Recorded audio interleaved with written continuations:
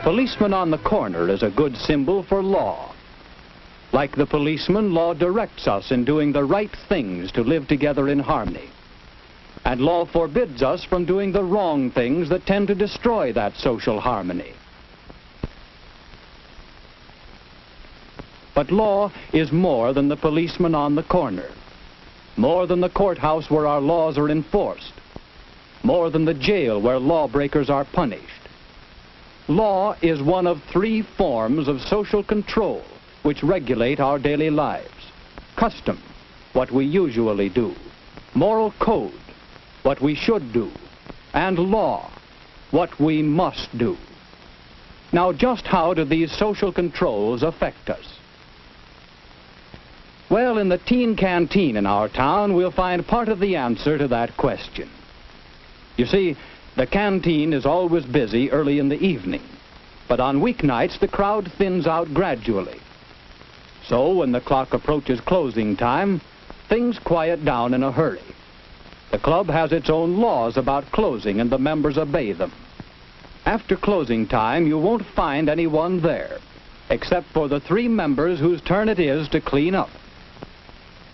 But did I say three?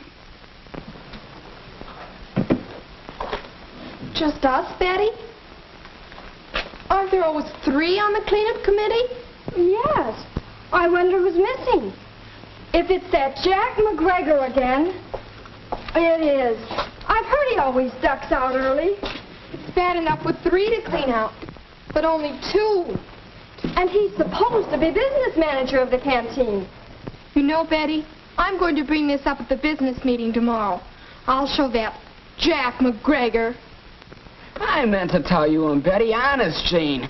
My dad insisted that I be in the house by 11 o'clock. Can't you explain to him? He wouldn't want you to run out on your responsibility, would he? Take it easy. We're not getting anywhere this way. Staying to clean up is a problem with a lot of us. Even though I'm the chairman of the canteen, I've had to skip cleanup duty to keep from being out too late.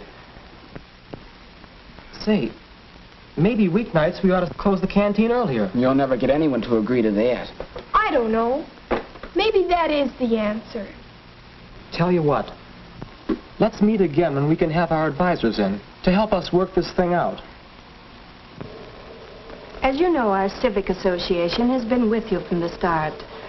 I believe I can speak for the association and as your advisor in recommending that it would be very wise for you to close the canteen on weeknights at 10:30 instead of 11. After all, that's customary in our town.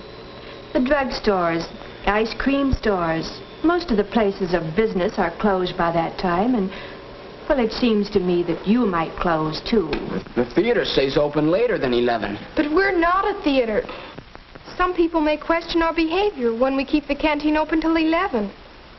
I don't think it's right for us to stay out so late. Who's to say what's right? We know what's good for us. Nobody has to stay here till 11 just because the canteen is still open. There's no law that says you have to stay or you have to go. You're a lawyer, Mr. Parks. There's no law, is there? No, Jack, I don't think there is. Now. But I have heard people talking about your late hours here. You'd better realize that the town could pass a law which would compel you to close at 10:30 or 10 or even 9. You see, whatever the community decides is best for itself usually becomes law. The community? Well, aren't we part of the community? Well, of course you are, Jack. But thinking of the community as a whole, well, I wouldn't like to see our town pass a curfew law, as some other towns have. Don't you think it would be better for the community and for you if the canteen were to pass its own law to close weeknights at 10:30? And so Jack is learning about social controls. It's customary, said Mrs. Brown. It's right, said Jane. It's the law, said Mr. Parks. Yes, they can all see how these social controls, custom, moral code, and law have always played a part in the activities of the teen canteen. Here, as in our general society, there are a great many customs, and we accept them. Customs of dressing. We're neat and clean. Customs of courtesy. We're thoughtful of others. What happens if we violate a custom? It isn't serious. Perhaps we simply lose a little prestige. Nevertheless, customs do control us. We make a habit of following them. And then there are moral codes, sometimes called the mores. These are society's standards about what we should and should not do. They are more deeply ingrained in us. We simply don't cheat in games. We and the society in which we live think that's the proper way. In the canteen, there's no drinking or gambling. That's in line with the moral code of this group. And what happens if we break the moral codes? Well, anyone who breaks these loses social status. He no longer belongs. He's an outcast. And then there's law. Let's return to that business meeting where a new law or rule has been under consideration. It seems we have 4 good reasons for setting the closing time of the canteen at 10:30 on weeknights.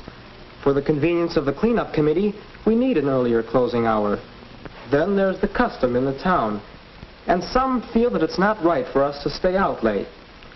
Finally, we want to be sure that we stay within the laws of the town so that we can continue to govern ourselves without outside interference. With all these reasons, I'm sure the majority of canteen members will vote for 10:30 closing. What do you say? I think it's the only thing to do. I'll agree. Well, we're only advisors. You make your own laws. But I think you'll find that your new law is a good law. Law is a whole body of rules for our conduct made by representatives of the people and enforced by established means. We all know that there are many don'ts in the laws we make.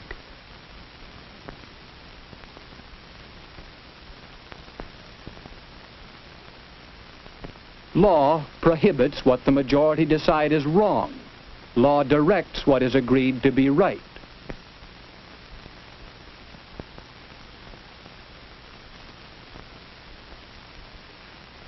Laws require you to go to school so that you and society will benefit, and laws provide the schools for you to attend.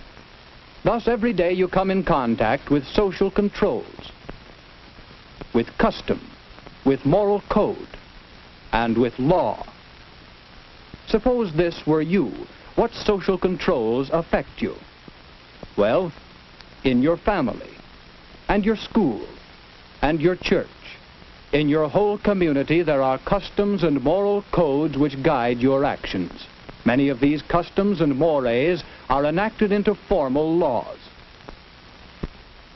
The town or city in which you live has laws which control you.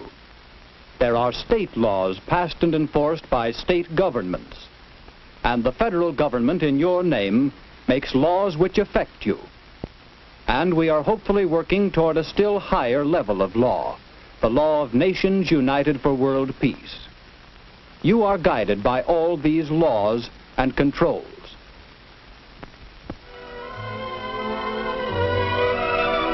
The new law for closing at 10:30 was agreed upon by a majority of the members of the teen canteen.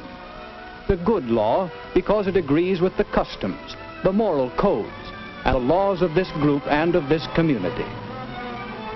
In a democracy, such laws and social controls belong to the people who live under them. These laws are yours, to make wisely, to change intelligently, to understand and live by.